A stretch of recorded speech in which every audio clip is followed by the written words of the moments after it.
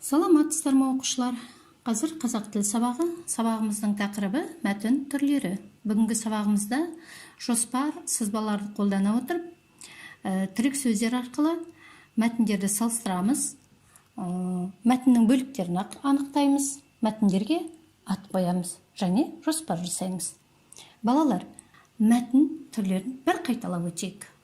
Кәнекей мына кестеге қарай қояйық. Балалар, мәтін түрлері үшеу дедік: әңгімелеу, сипаттау, пайымдау деп. Олардың әр мәтіннің өзінің ерекшелігі бар. Әңгімелеу мәтіні көбіне оқиғаның басталуы, дамуы, аяқталуына келіп тіреледі және не істеді, қайтты деген сұрақтарына жауап бере отырып құралады екен. Ал сипаттау мәтіні, оны сіздер білесіздер. Табиғатты, адамды, жан-жануарларды белгілер түрі түсіне қарай сипаттайды және қандай, қай деген сұрақтарға жауап беретін сөздердің нәтижесінде құралады екен. Ал пайымдау ше, бұл белгілі бір құбылыстарды түсіндіреді, дәлелденетін бір пікір болады, оны дәлелдейді және неліктен, не себепті, неге деген сұрақтардың аясында құралады екен. Жақсы балалар, біз мәтін түрлерін қайталап өттік. Ендеше бүгінгі мақсатқа сай оқулықта берілген мәтіндермен жұмыстанып көрейік. Оқулықтарымызды ашайық. 19 беттегі 27 жаттығуды қарайық балалар. Бұл жаттығуда біз мәтінді оқимыз, не туралы екенін анықтаймыз, мәтінге ат қоямыз, мәтіннің бөліктерін, түрін анықтаймыз және жоспар құрайық. Ал мына экрандағы суретке қарап жіберіңіздер. Бұл бір ерекше құс.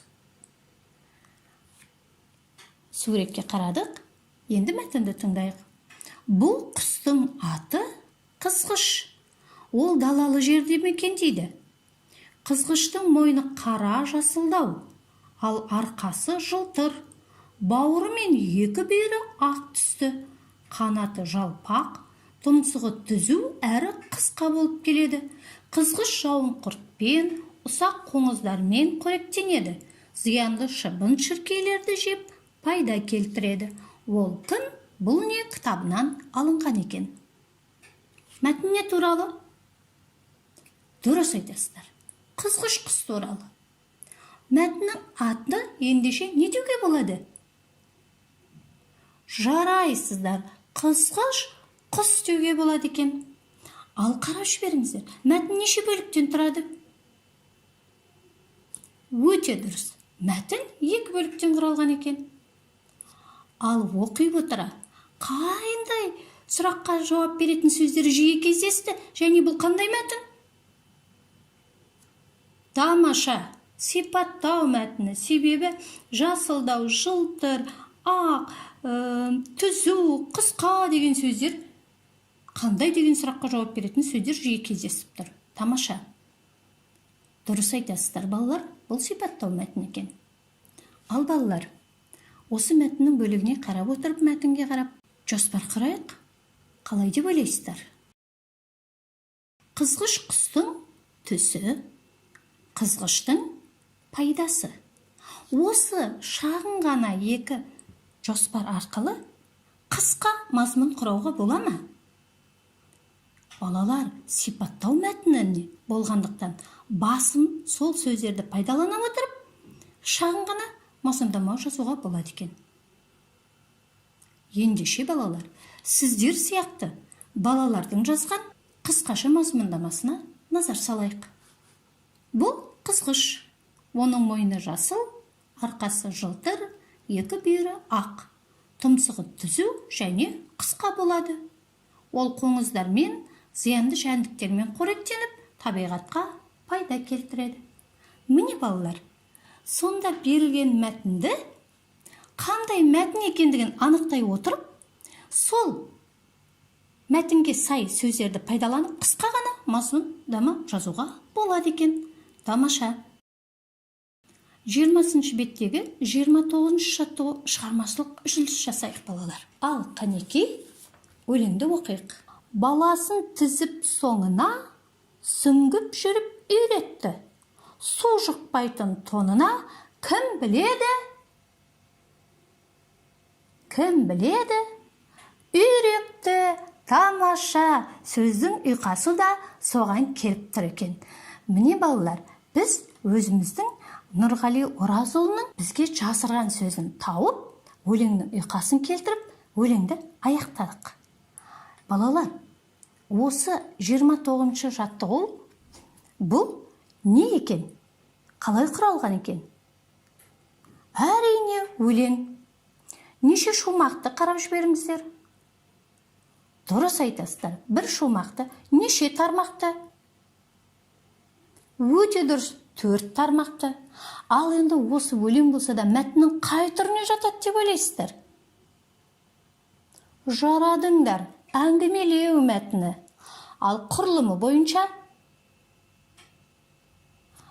өлеңді оқып отырып суретте салуға болады, көз алдымызға елестете аламыз. Тамаша, бейнелі, көркем мәтін екен. Жарайсыздар балалар. Енді осы 29-шы жаттығуды 30-шы жаттығумен біз салыстырайық. 30-шы жаттығуға назар аударыңыздар. Бірінші мәтінді түсініп оқимыз. Неге мәтінді автор 3 бөлікке бөлген назар аударыңыздар. Сосын әр бөлікке ат қояйық, тұтас мәтінге ат қояйық. Балалар, тұтас мәтінге қандай қылып ат қоюға болады деп ойлайсыздар? Сіздер сияқты балалардың да осы мәтінмен жұмыс істегенде мынадай атау берген. Келсеміз бекен қарайық. Тұтас мәтінге берілген атау анасы мен балапандар дейді. Рахмет, келсеңіздер. Ал бөлімдерге ат қойсақшы. Бірінші бөлімге не деп ат қоюға болады? Кәне ойланайық. Балалар, сіздердің достарыңыздың жасаған жұмыстарына назар аударсақ, келсеміз бекен? Бірінші бөлімге мынадай аттар қойған. Қорқыныш, біреу құстардың әрекеті деген. Екінші бөлімге шұңқырдағы балапан деген, әселдің көмегі деген. Үшінші бөлімге балапанның қауышуы, қуанған балапан деген. Егер де сіздерге өздеріңізге ұнаған бөліктер болса, бөліктің атауы болса, өзгеше қылып жазам десеңіздер де, әр бөлікке ат қойып, дәптерге жаза қойыңыздар. Ал балалар, 29 пен 30 жаттығуды салыстырайықшы. Ұқсастығы неде екен? Екеуі де не туралы?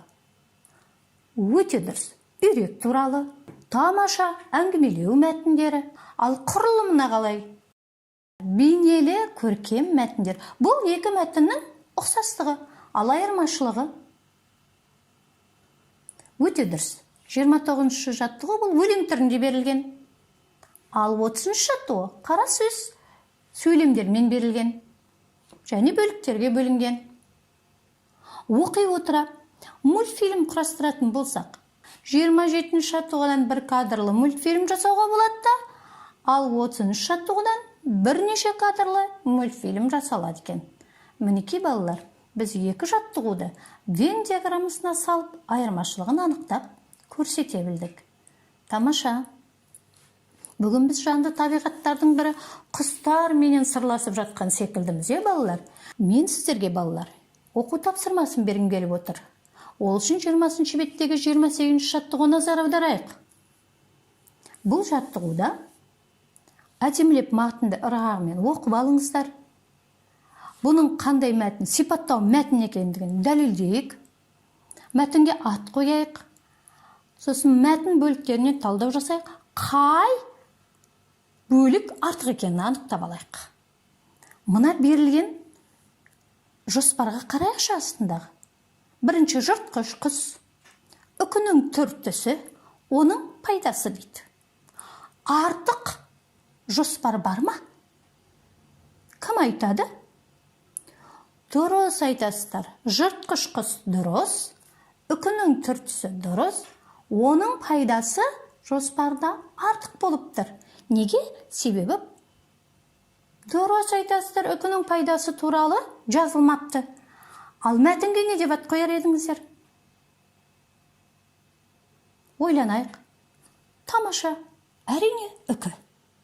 Ал балалар, мен сіздерге мынадай оқу тапсырмасын бергім келіп отыр. Бізде осы жаттығуда 20 бет 28 жаттығуда 3-ші оның пайдасы деген жоспары берілген, бірақ мәтін де жоқ. Ендеше сіздер осы мәтінді толықтырып, оның пайдасы деген жоспарлық бөліміне шағын ғана мәтін ізденіп жалғастыруларыңызға болады. Ол сіздердің жауапкершіліктеріңіз бен ізденушіліктеріңізге байланысты. Жарайсыздар балалар. Сонымен балалар, біз бүгін мақсатқа бағытталған тапсырмалармен жұмыс жасадық. Бүгінгі мәтін түрлерімен жұмыстануда кім өзін қай жетістік баспалдығынан көре алады екен? Өзімізді өзіміз бағалап көрейік. Міне сіздерге жетістік баспалдағы. Жақсы түсіндім, сұрағым бар, мүлдем түсінбедім деген. Ал кәнекей, кім өзін қай баспалдақтан көргісі келеді екен? Жарайсыздар. Тамаша. Сабақ оң нәтиже береді деп ойлаймын. Сау, саламатта болыңыздар.